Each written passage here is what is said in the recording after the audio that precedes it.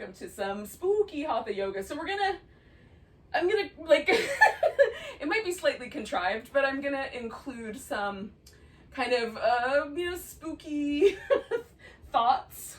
And then I will also, maybe on a slightly more serious note, maybe not so serious, some ideas just about, where we can put our head space and that sort of thing. So that's the idea. Now, what we're going to need for tonight's practice, because we're going to start with some reclining things. So you might need a strap. I'm going to definitely have one handy because we're going to do a cat pulls its tail. And if you can reach down and grab your foot really easily, you may not need the strap, but that's helpful for me. And then I've got some yoga blocks nearby. And we're going to start with what I'm calling sea monster pose, just so that I can have a Halloween themey thing to it. It's like the fish pose, but slightly different, and that's the sea monster. So if you have a pillow that will hold your head and your shoulders all at one time, you can do a pillow. You could also take a blanket and sort of roll it up. This blanket's kind of skinny, but it would still work. But if you've got a thicker blanket, it will get close to the pillow size. Roll that up and put that down the length of your spine. And if that is not available or you don't want to do that, you could also use 2 yoga blocks and you can have them level, or you can even have your head held a little bit higher. So it's a variation on the fish, and we'll play with the legs as well. All right, get that guy out of my way. So I'm putting the bottom edge of this bolster kind of close to the bottom tip of my shoulder blade. Now, if it's a blanket that you're using, you might want it to be a little bit further down, like closer to the bottom of the rib cage.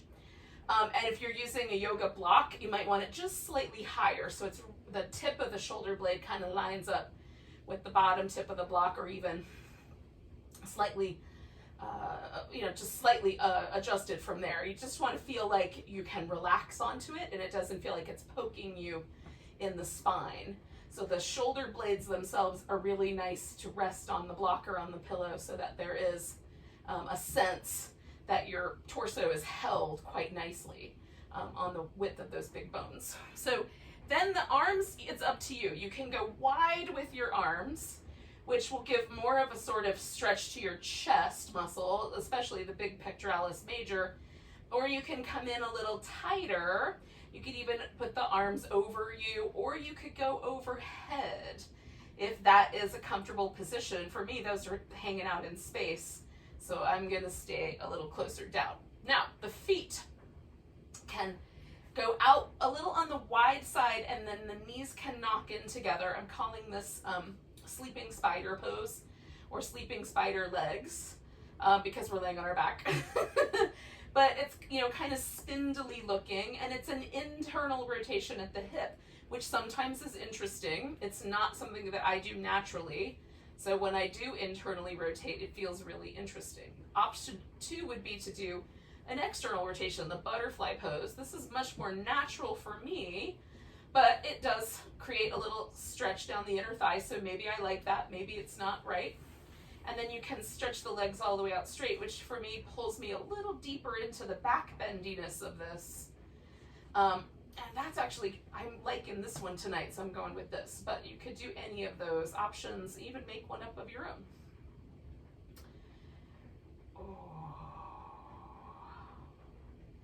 So we're kind of hanging out in our sea monster somewhere down near the bottom of this ocean or the loch, depending on what kind of monster we are. Are you a Loch Ness monster, or are you a ocean monster?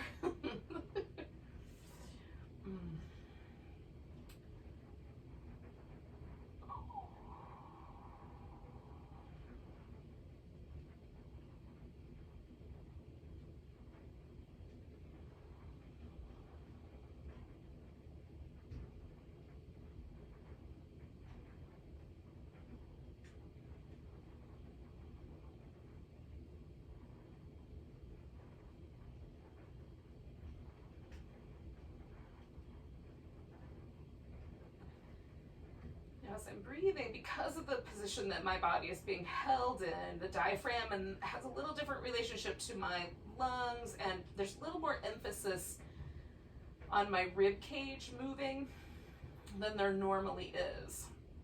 So I'm going with that and sort of keeping my attention on this sort of flare and movement in the ribs as I breathe. I'm not trying to overly breathe. I want it to be comfortable breath.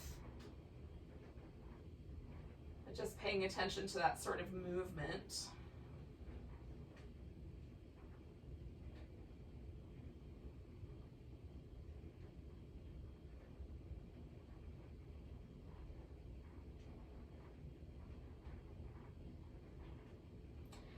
I'm not sure if it's because I'm a woman and I've been wearing a bra for 40 years, plus more than that. But I find that this area, my rib cage especially, tends to be a little bit sticky feeling. Like it does, the muscles in between the ribs always feel a little bit restricted. So the opportunity to kind of pay attention to that and to engender it with just a little bit of awareness is, I find, helpful. It might be true for everybody. Maybe those muscles are just always a little sticky because there's so much bone connective tissue to muscle tissue ratio.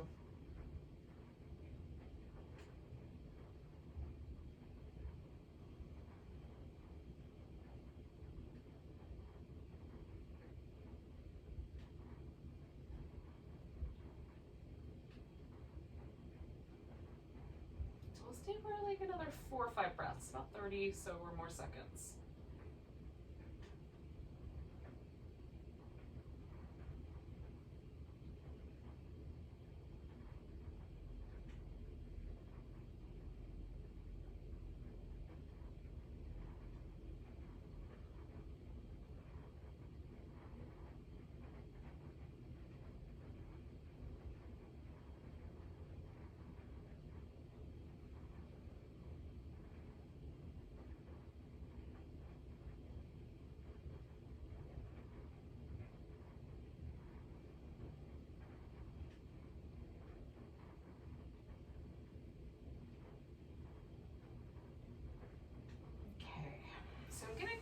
Fix my legs. I'm just bringing my feet up because I had my legs out straight. If you had your knees together, you might want to ease them out. If you had them out wide, you might want to bring them together. So you can play with whatever is the choice there. And then if you were using a pillow or a blanket, you might roll to one side. Actually, you might have to do that even for the blocks, but you'll have to take those out one at a time. So once the blocks are out or the pillow or the blanket is out, then come back onto your back and just take a moment to notice. Oh. So we'll do a little kind of Frankenstein shake. So I'm going to start with a leg. So I'm going to stick one leg up in the air. The other leg can rest out all the way. I'm going to keep my foot on the ground. It's a little easier for me to maintain the balance. And I'm just going to shake that leg. Oh. I don't know if Frankenstein did this or not, but the kind of, it sort of looks like you're staggering a little bit. And I'm trying to get my toes to kind of flip around on my foot for the joints to all feel like they're being sort of shaken. I'm rattling my bones is basically what I'm doing here. Okay, we'll do that for about 2 more breaths on that one leg. And just staying on the right side, we're going to do the right arm. Or whatever leg that was you just did, do that same arm on that same side. Oh, and the arm I have to do sometimes bigger shakes to kind of get the joints in my shoulder, like my collarbone, my shoulder blade, and the humerus moving, and then littler ones to feel a rattle in my fingers and wrists and my voice.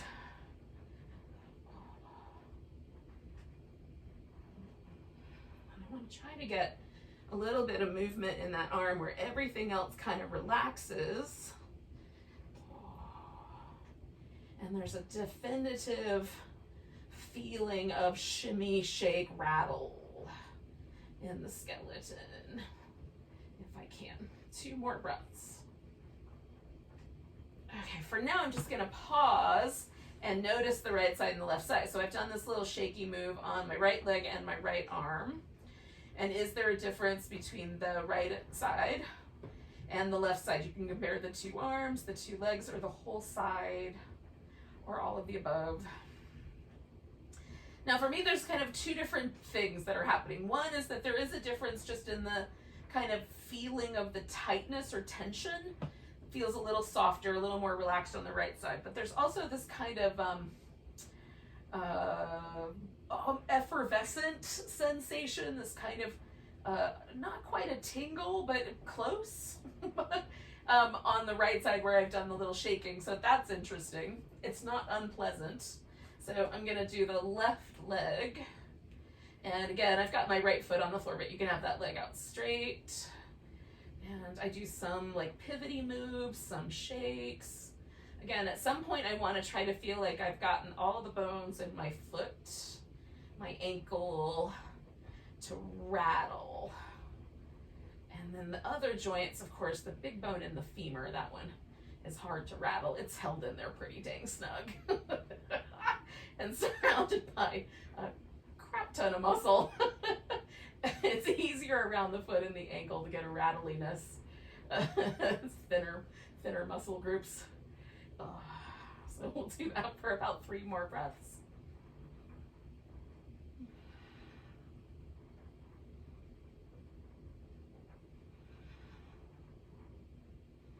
All right, so I'm gonna let that left leg come down, and then I'm gonna do my my left arm rather.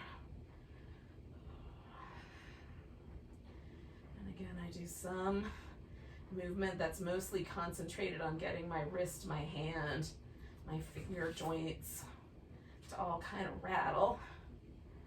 And some movement that's kind of designed to get a rattle or at least some movement going between my collarbone, my shoulder blade, and my humerus.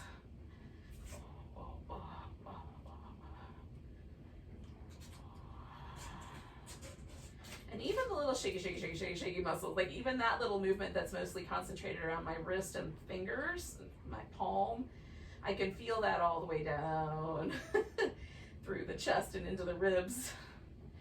Bigger movement, of course, is easier to feel that way. And we'll take about 3 more breaths.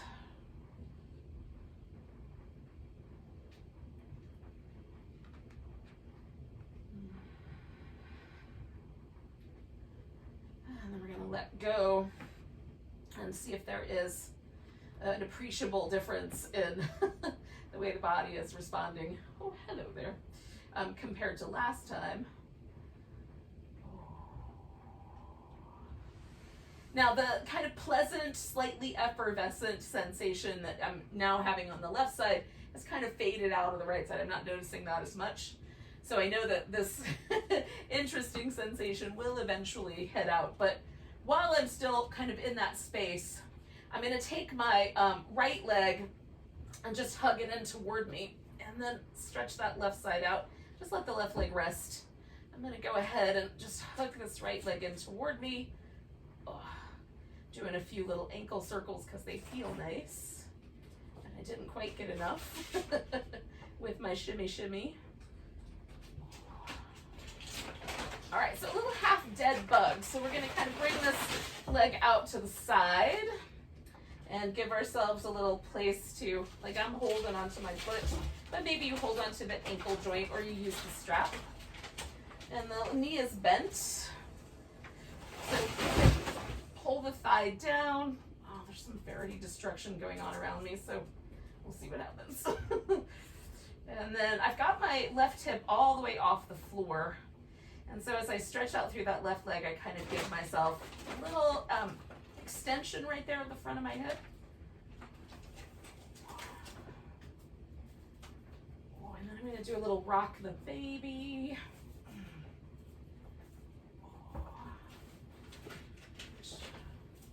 I'm going to go back to my little half dead bug.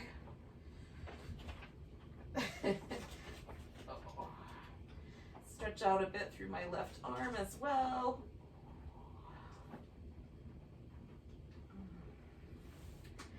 then bringing this leg across, I'm going to take myself into what sort of feels like what I call dead pigeon pose. So we're upside down. We're kind of in a pigeon shape, but I'm bringing this leg across in the same way that I would do a pigeon. Now you have a couple of options. You could bring that left leg in and kind of hang on to it. I'm going to leave mine extended, and I may even do a little elevation in my hips in a moment. It feels enough right now. And then I've got this little stretch happening in this outer hip, kind of tucked under the glute area there.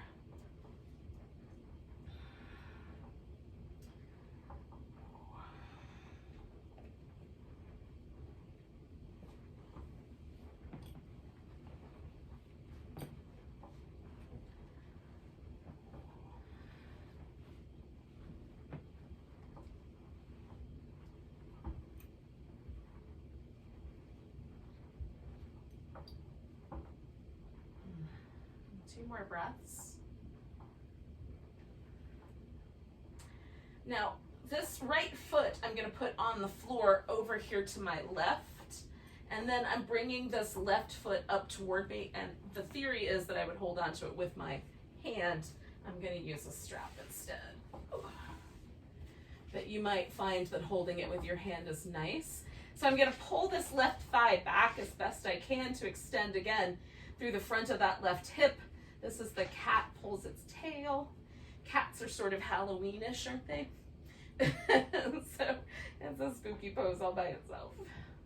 So I have rolled my right shoulder down to the ground, or as close as I can get it, so that I have a little bit of a twist, but you can also lay completely on your left side, should you so desire, if that twist is really uncomfortable.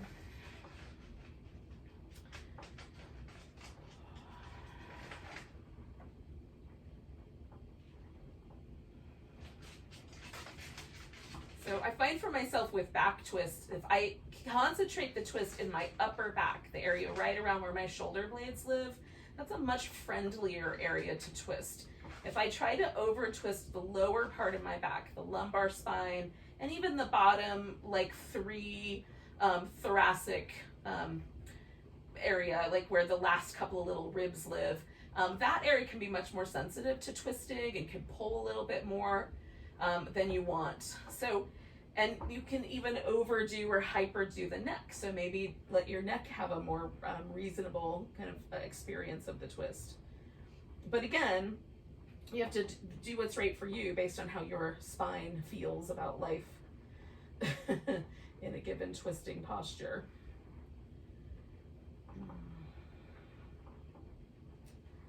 So again, you can take the twist out by simply laying on your side. We're going to do about 3 more breaths here.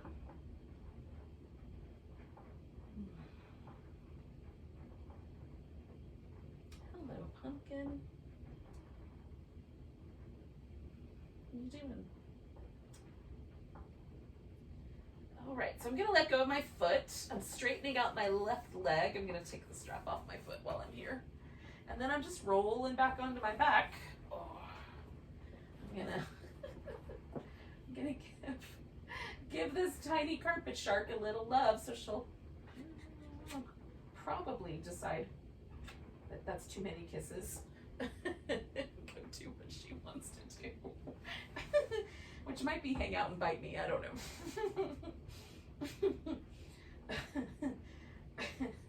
She has vampire tendencies.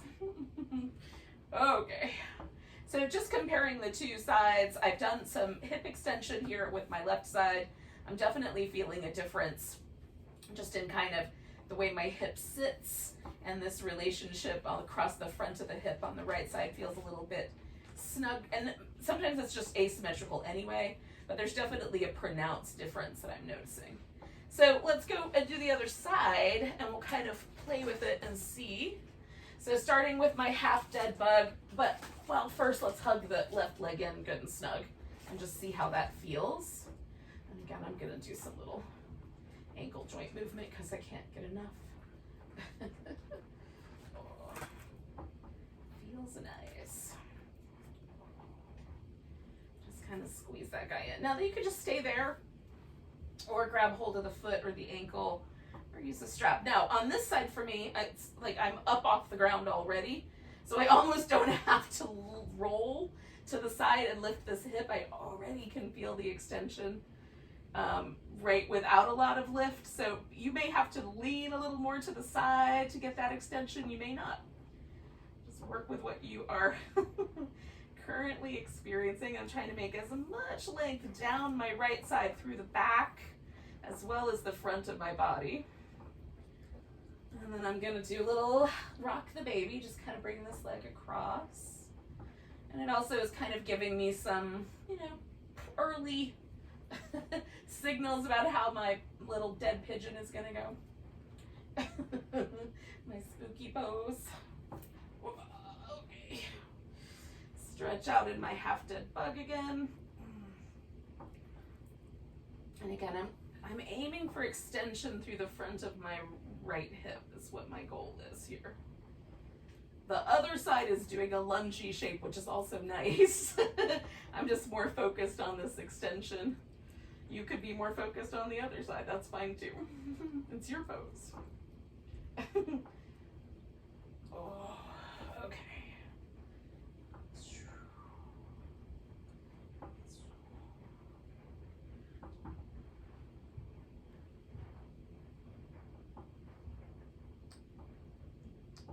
Okay, so I'm gonna keep myself here with this little dead pigeon shape. So I'm gonna leave my right leg extended. I'm just gonna bring this leg across until I feel like, yep, that's kind of interesting. I'm gonna hang out there. Sometimes I like holding closer to the knee or the thigh bone. Sometimes I like holding my foot. Again, you can bring the other leg in and hold that guy instead. This side's a little more mild for me on this stretch than the other side was. And asymmetry is pretty normal.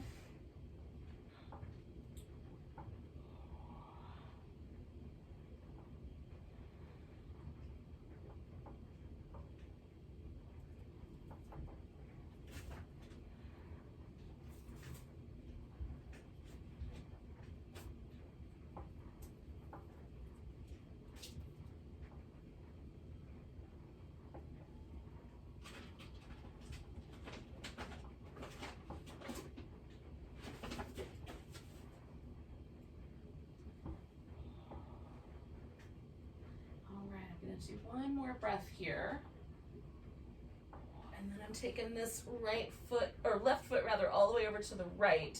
Again, you may want to roll all the way onto your side so that you can do this little cat pulls its tail laying on your side rather than the twisty way. Okay, so drawing my right thigh back, my heel towards my butt, but not, for me, I need space there. As opposed, some people find the best stretch is to pull the foot right up into the buttock, which is also delightful.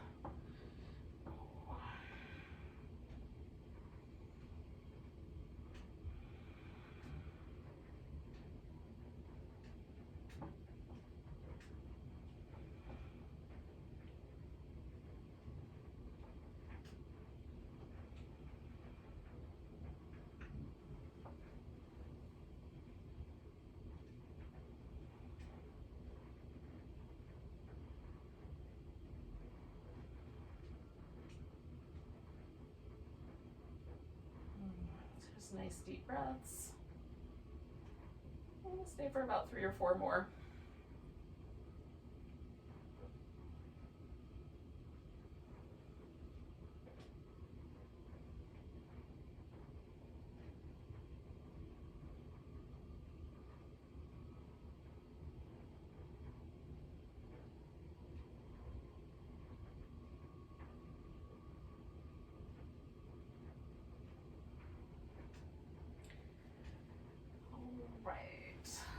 So I'm going to release my foot, straighten that leg, and then come back onto my back.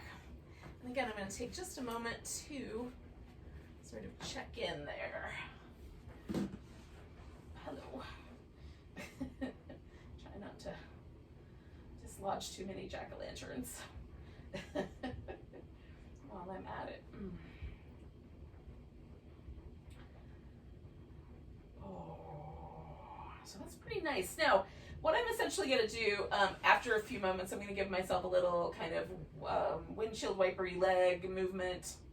But I'm going to essentially just flip upside down or right side up, depending on how you want to look at it. So we'll wind up laying on the belly. How's that? That's our next move.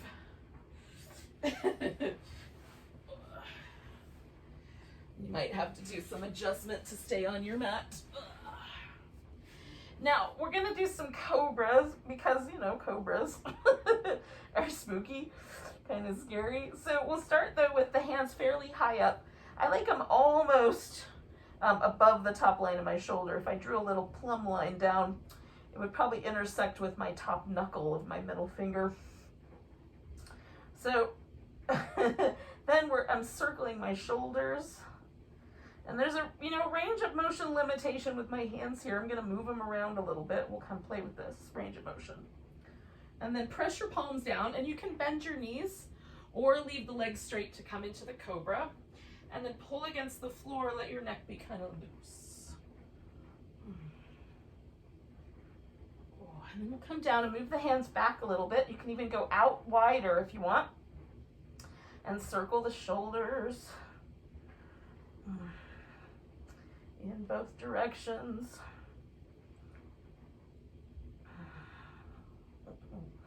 And then lift into cobra.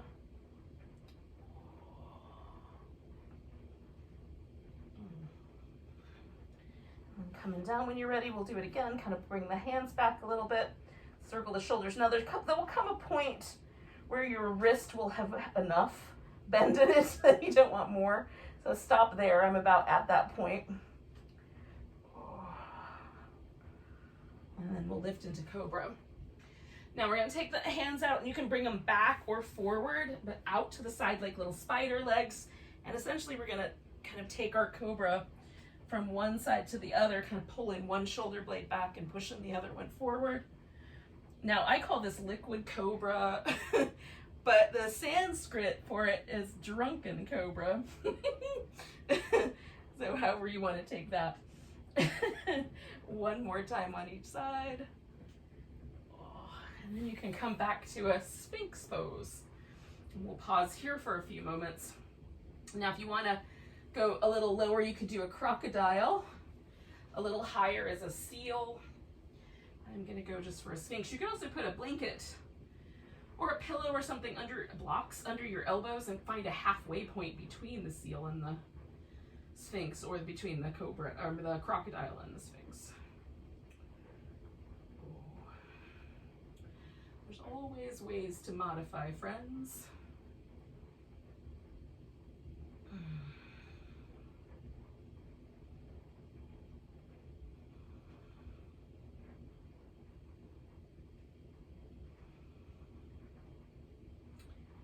Now I'm kind of reaching out through my legs. Pressing the front of my hip into the ground a little bit. So we're going to start with a half of a frog. We'll work our way up to a full frog.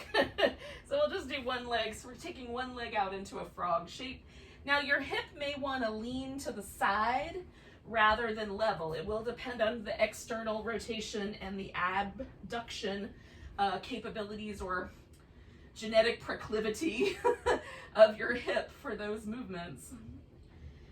My hips want to go open way more than they want to go across each other. So this is a fairly easy shape for me. It's not particularly spicy.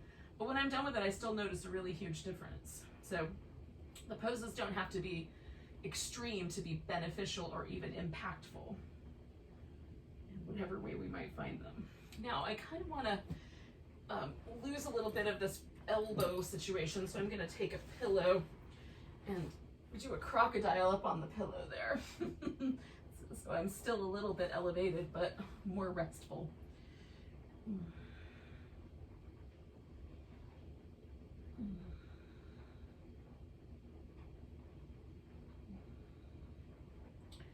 Bring my foot in a little bit and kind of rotate the front of that thigh so that as I extend it again, I get a little more room there. I might do that 2 or 3 times while I'm hanging out here.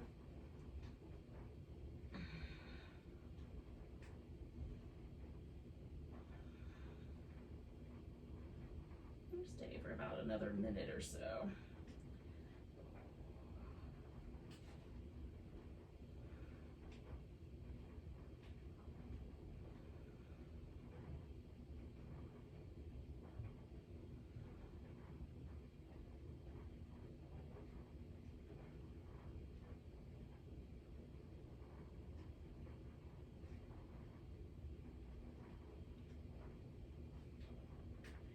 Lots of things that impact the body's ability to move or to hold a yoga pose, genetics, sum total of our lived experience, injury history. There's a lot of different things that go into the factors, that make a pose easy or not.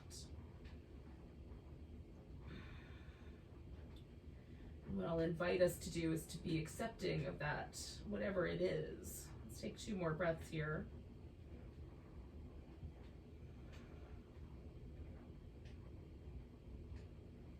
Now I'm gonna lean and take myself out of that frog on that one side, and then just see what happened.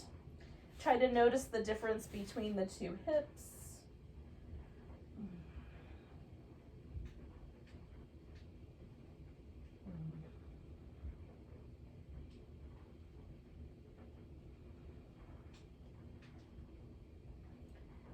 Now, there is a difference, and it's, for me, rather pleasant. So I'm definitely into doing the other side. If when you come out of the pose and it's not that pleasant, then do something different. Maybe don't go quite as high, or give yourself a little more of a lean to the outside, or change the angle of the lower leg bones.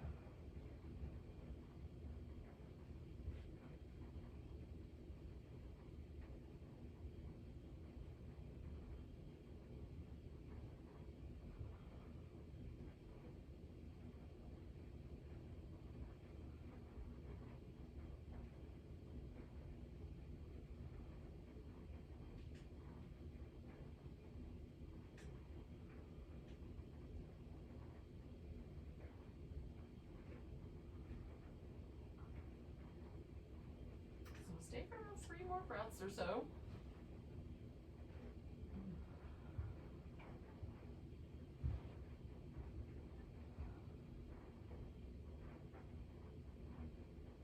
Now, before I do the next kind of version of the frog, I'm going to undo this version. And again, take just a moment to sort of see what happened there. And then, I'm going to take a few more breaths here, but the next layer that we're going to add is a wide-kneed child's pose. So we're going to come to the wide-kneed child's pose to begin with. And that's the first frog leg. So the toes might touch, or they might just be closer together than the knees. And then you can use a pillow or not. That's up to you. So this might be enough frog for one night. Half a frog on each side, and then this. If you want to make it froggier, then you can take the knees wider and flip the feet out like little flippers, with or without the pillow for support. Kind of ease the hips back towards the toes until your groins, inner thighs, everything that attaches to the center of your pelvis tells you should stop.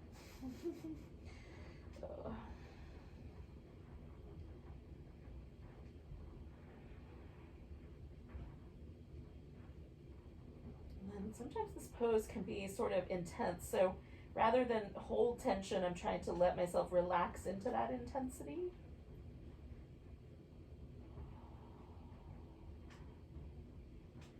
Just be really present for it so that if it changes, I can adjust.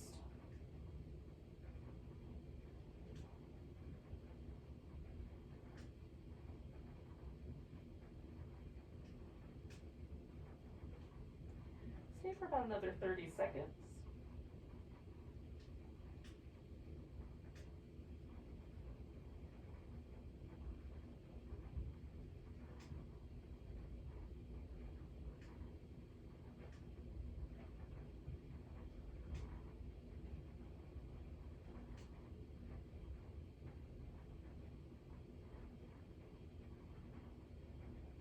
To get out of this, I'm going to move forward first. So take the pressure away. Then I'm going to tuck my toes and bring my knees into the middle one at a time. Now, sometimes it feels good to lay on my belly and cry softly to myself for a few moments after that. I'm joking, but it can be quite intense coming out of that pose, even more so than holding it. Or you could do some little Halloween cat. Sweet fluffy kitty, Halloween cat, rounded back, sweet little cat, swayed back. That feels nice also. Yeah, it's kind of Halloween-y. Now we're going to come to a low lunge as our kind of final sequence here in this kind of slightly back bendy oriented sequence. But I'm going to bring my right leg forward. Now we're going to roll kind of back and forth a little bit, and the way that that feels good to me is to sort of hug my heel towards my buttocks so that I've got an engaged muscle group around the top of my kneecap. If, however, that is not going to work for you, there are other options. You can do this with your leg lifted off the ground, or you might pad up the shin and leave the kneecap slightly forward of the padding so that the kneecap doesn't even touch the ground. Now I do this little, this is, it's a Howling Werewolf pose. And I need blocks for it because in order to get the sort of up dog shape that gives me the werewolf, I need that extra height. But you might find that doing this with your hands on the floor is gonna be just fine. So starting, and I'm kind of on an inside slight diagonal here with my torso. So leaning back so that there's this hamstring stretch, and I've got this monkey pose. And then coming forward, I'm gonna like lift my chest, lift my chin, maybe howl. It's my little werewolf, and then coming back, kind of ducking in under the clouds for a monkey pose. Half monkey, really. And then easing my way forward into that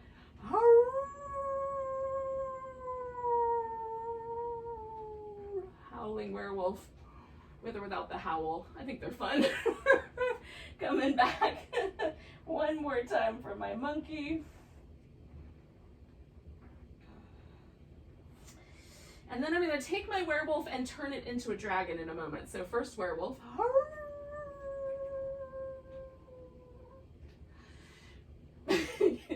Apparently that werewolf is having some trouble. And then I'm going to lower down to a dragon. Now, the blocks might be nice under the elbows, or you might stay on your hands. I'm going to unwhirl this leg here, tuck my toes under. Now this might be a little too low, so again, adjust your lunge accordingly. Because of all of that half happy baby, dead pigeon, I'm kind of ready for it. But if you're not, please adjust.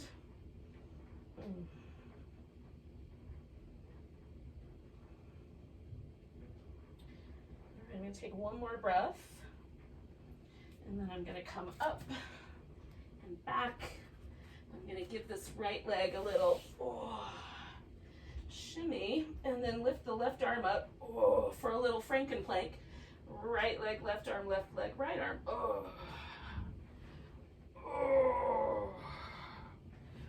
Oh, it's so much easier to stretch that left leg.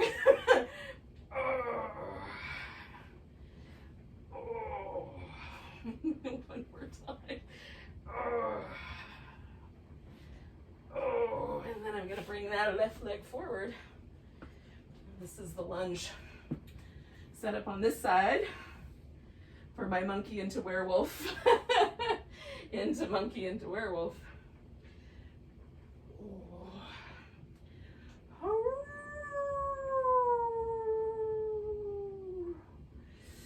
Into a monkey.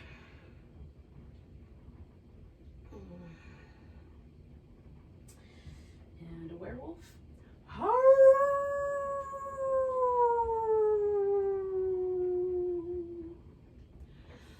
And monkey. I agree that it's probably a little silly, but it's fun.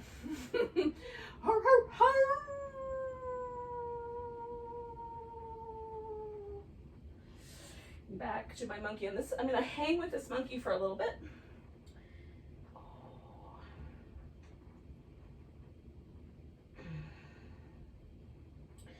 And I'm going to ease into my last werewolf.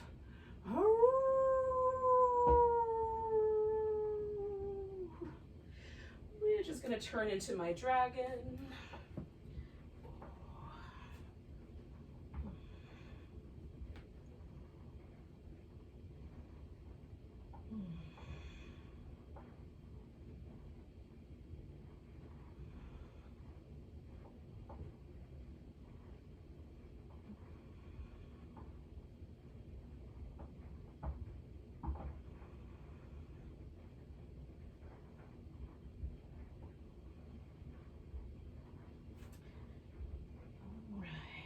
One more breath, and then I'm going to ease myself back. Oh, I'm taking that left leg, right arm, nice big stretch, and then we're going to Frankenplank it opposite side. Oh. Oh. Oh. Oh. One more. Oh. Oh. And we'll come to a seated position after that. Oh, goodness. Oh.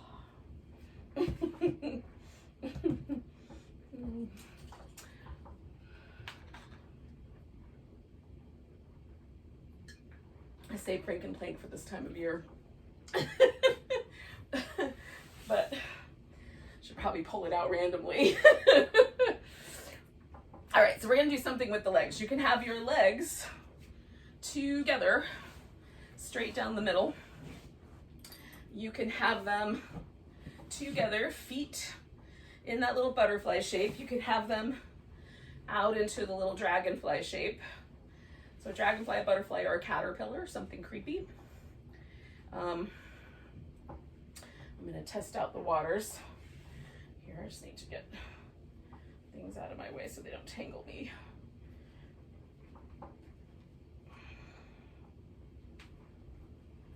Okay. I'm feeling butterfly today. Now, again, you can do any of the three if you have a preference. You can also adjust the amount of support you give your legs. Okay, so we're gonna start with the legs even. We're doing the same thing, symmetrical. And we'll kind of kick the hips back.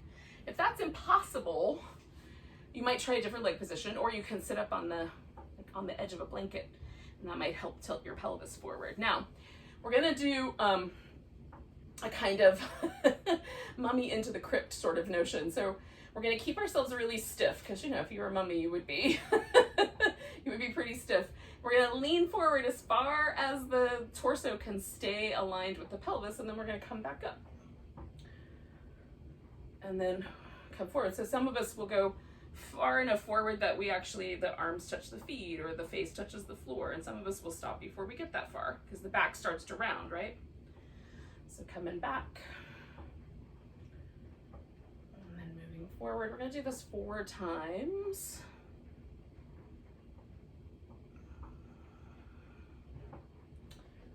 Switch the arms just so I have a difference there. Again, trying to kind of feel how my back muscles, my core responds to this tilting in. There's certain patterns I'm dealing with here in my body. And then coming back. So now I'm gonna straighten one leg out and leave the other one bent. And now I'm gonna let my back round as I come in. So you can keep the tall spine if your back does not love this rounding over shape. I'm gonna reach in and grab this foot, but you could also not. You could, you know, if your fingers need longer, you could put a block on the sole of your foot and hold the block. Mine definitely don't need longer. And I've engaged the muscles on this leg. I'm lifting this kneecap, but you could also be a little more soft and passive here. And then notice what's happening in your body. So you may have chosen a different version of the pose than I did. So you might have a little kick out on this leg rather than coming towards the middle. So that might be giving you a slightly different version. You might even want to do a little side tilt and get a little side flexion in.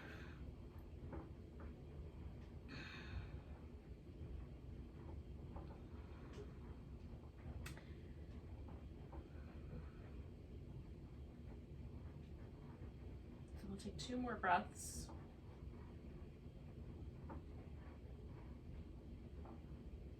And I'm going to come all the way back up and bring my feet back to the original position. And then I'm just going to pause like that, kind of feel where I landed, how my back might still want to be rounded. So one of the notions that exists out there about what hauntings are, like people experience hauntings. Everyone gets to have their own opinion about this, but one of the ideas that exist out there is that an event can happen that's so emotional, so intense, has so much trauma or pain associated with it, that it can actually leave an impression in the space, that you can somehow occasionally intersect, almost like a kind of time-space warp, and see that event play out again. And so in certain times or whatever, that people might encounter this thing that seems like a haunting, but is really a sort of impression left behind somehow. Maybe the same notion that we have, you can walk into a room where there's been an argument and kind of feel the prickly sense that something has happened, even if you don't have any logical reason to know that.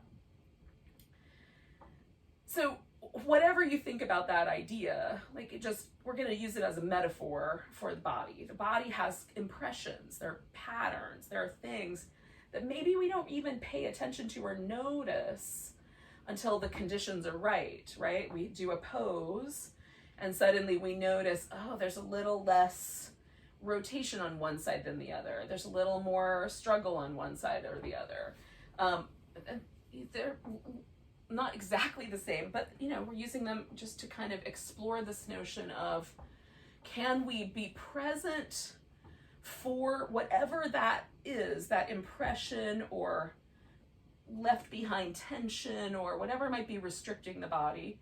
Can we be present for it without deciding that it needs to be different, without getting freaked out about it, right? Just let the haunted places in our body be present with us. So I've stuck out my other leg, and now I'm gonna round myself over into that. And again, you may choose to round or not, that's up to you. And I have a little, I've got a little impression that I'm working with right now, which is just like a little bit of tension in my inner knee. So I'm changing the side. I'm doing a softer version of the pose on this side so that I'm not aggravating that impression, but I'm present for it. I'm just being friendly towards it. How's that? And there might be impressions in your spine, or one side might be a little tighter than the other. And can we greet those with a kind of curiosity and openness rather than feeling like we need to fix them?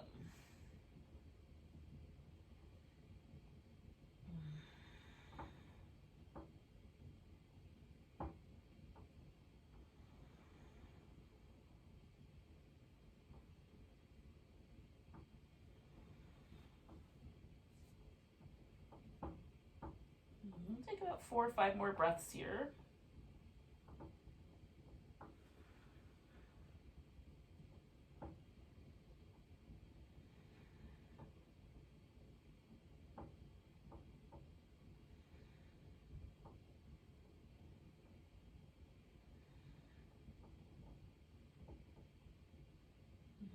So I'm going to take one more and then come all the way up with an inhale. And I'm going to bring my pelvis back first and then sort of unfurl the roundness in my spine. Come on back. So I'm coming back to my original pose and just pausing there for a moment. One more time to notice the sort of asymmetry, the slight differences, or there might be now symmetry.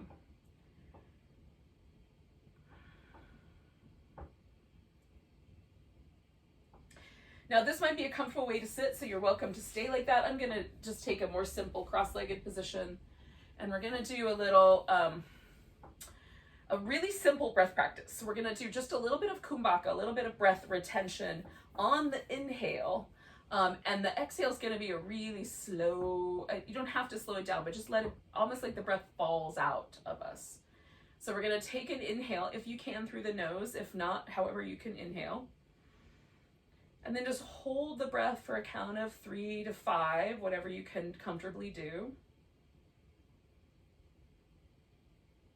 And then just let the exhale just fall out of you, or rise, fly, float out of you. So there's almost no effort on the exhale. It just is allowed to happen. All the effort is happening at the hold, and even that is super light. So when the next inhale comes along, take a breath. Hold gently.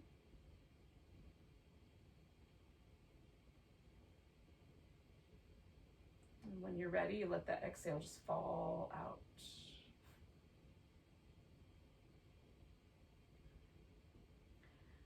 And I just do a regular breath in between while I sort of hang out with the sensation that's left behind by that little breath practice. I'm going to do another 4 rounds. I'll invite you to the same.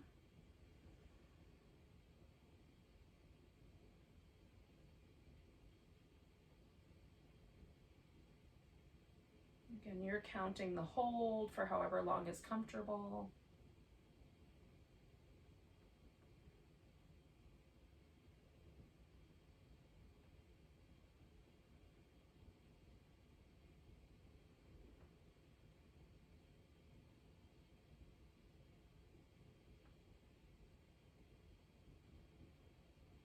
And one thing that I tend to do, like one of those patterns, those kind of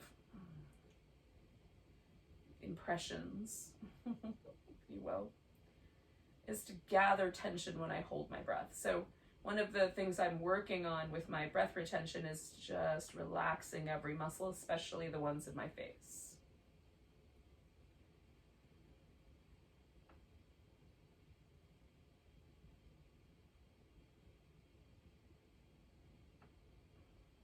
Can I feel that sort of sense of tension from holding the inhale without adding to it with my face or my shoulders or anything else for that matter? Got 2 more rounds.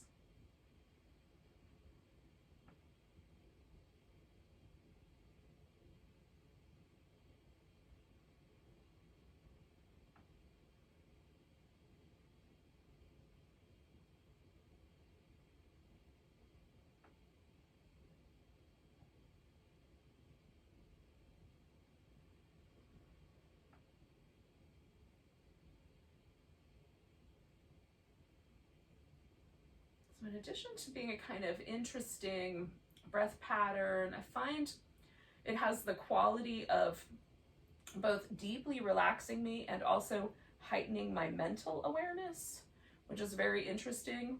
But also anytime we hold the breath, especially after we've been kind of stretching and moving the body, it also helps, for whatever reason, the pressurizing helps keep the lymph moving towards the heart so that we can kind of clear out our little lymphatic system. So that's a benefit. Now, we're going to roll down onto the back. While we're going, we're going to row like we are rowing ourselves to the land of the dead. Oh. So a few rows on the way down. I'm going to do one more set, kind of a boat pose, land of the dead row, and then, oh, I think I'm ready for the land of the dead. But if I'm not, I can do some little movements. Now we're going to do a crescent moon shape, so we're going to stretch the body all the way out and just curve it to the right. So the left side stretches out like a long kind of crescent moon. You can cross one leg over the other if you like, or adjust the arms into different shapes. We're just going to stay for a few moments, like 5 or 6 breaths.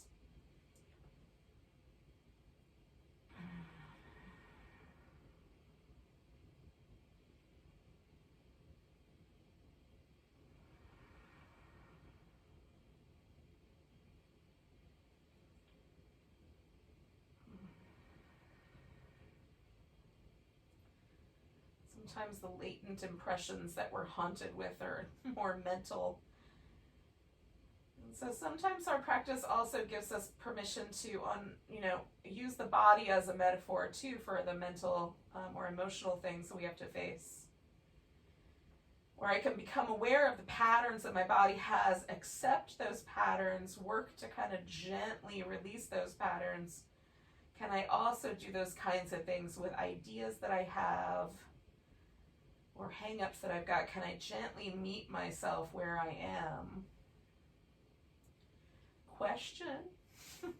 Check out, become aware of those ideas I have that are maybe limiting me. I'm going to come back to the middle here.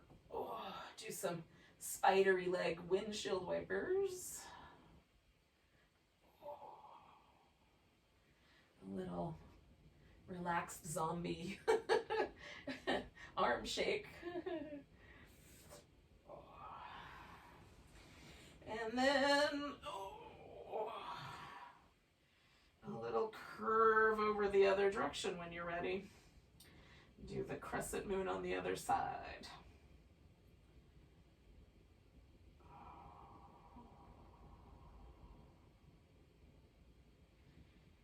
So maybe for tonight we just meet ourselves physically on the mat, and then we take the stuff off the mat and back into the rest of our lives.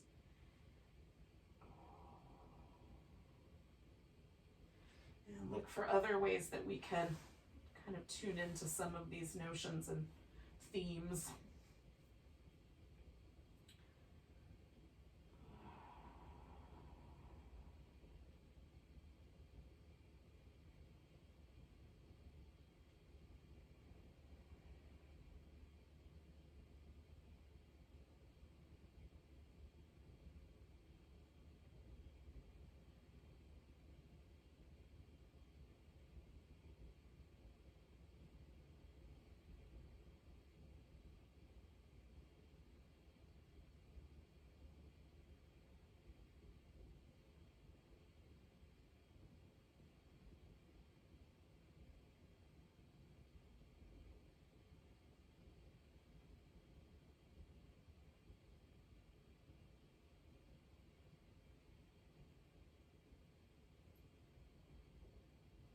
So we'll do 2 more breaths here.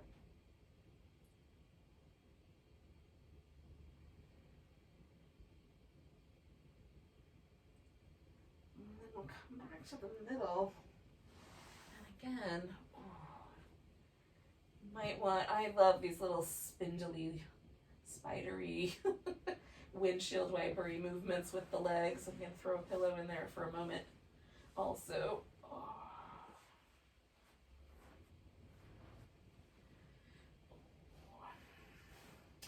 And then we'll do probably the ultimate Halloween pose, corpse pose. And if it's chilly at all where you are, you may want to cover up with a blanket. It's probably a good idea.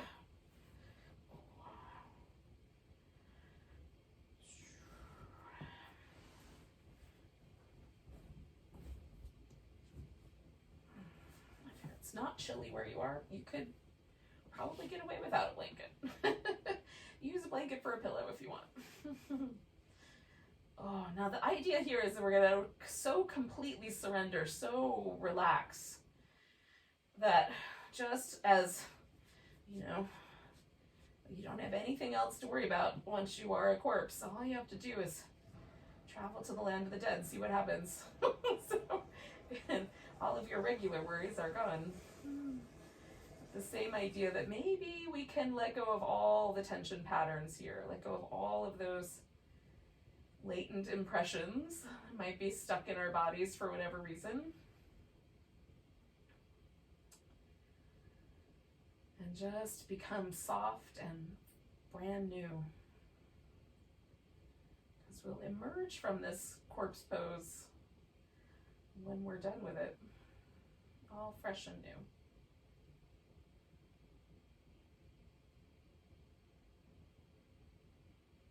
To relax the scalp. And let your forehead and the temples and the area right around your ears relax.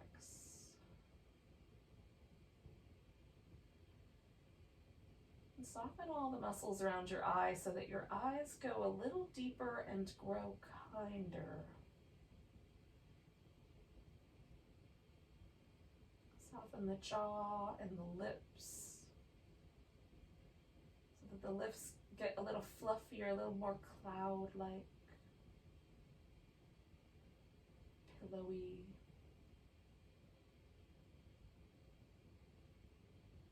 And with the barest hint of a smile, just to grace the corners of your mouth.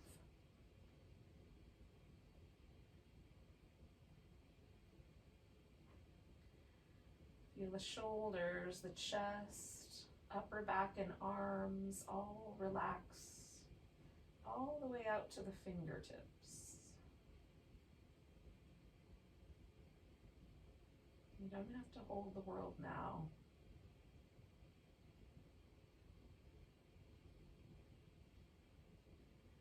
Relax the abdominal muscles, especially if you sort of habitually hug them in. Let them get soft. Let the breath just flow through the abdominal muscles, the lower belly, the pelvis. Easy and graceful breath.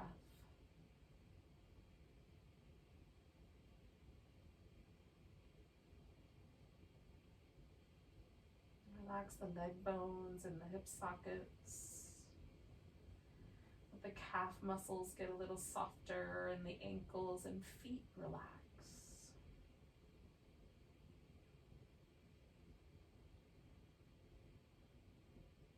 Everything easy and relaxed.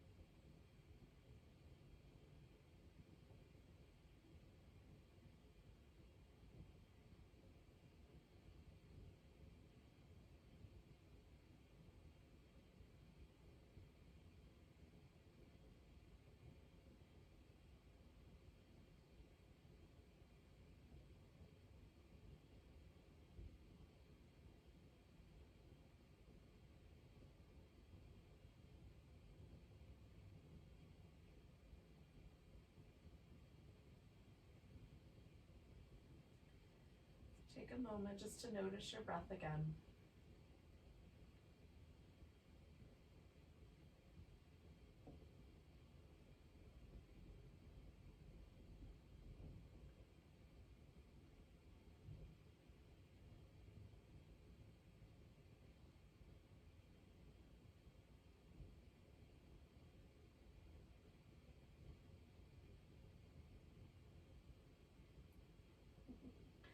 you're ready, take a big breath and stretch out.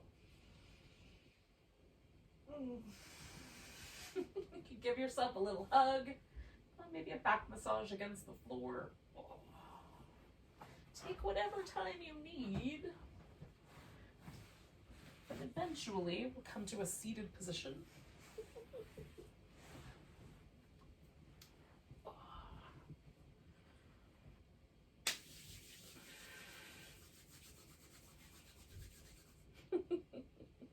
Thank you so much for joining me for a little spooky Hatha yoga tonight. Let's take a nice big breath. Big deep sigh. Namaste, friends.